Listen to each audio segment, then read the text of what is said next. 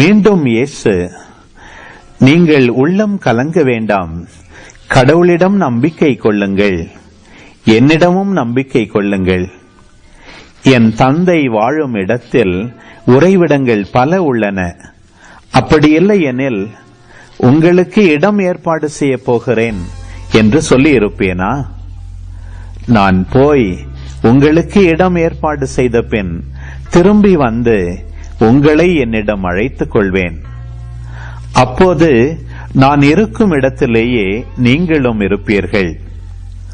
நான் போகும் இடத்திற்கு வழி உங்களுக்கு தெரியும் என்றார்.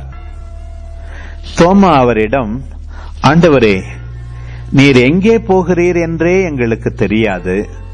அப்படி இருக்க நீர் போகும் இடத்துக்கான வழியை நாங்கள் எப்படி தெரிந்து கொள்ள இயலும் என்றார். இயேசு அவரிடம், வழியும் உண்மையும் வாழ்வும் நானே. என் வழியாய் அன்றி எவரும் தந்தையிடம் வருவதில்லை.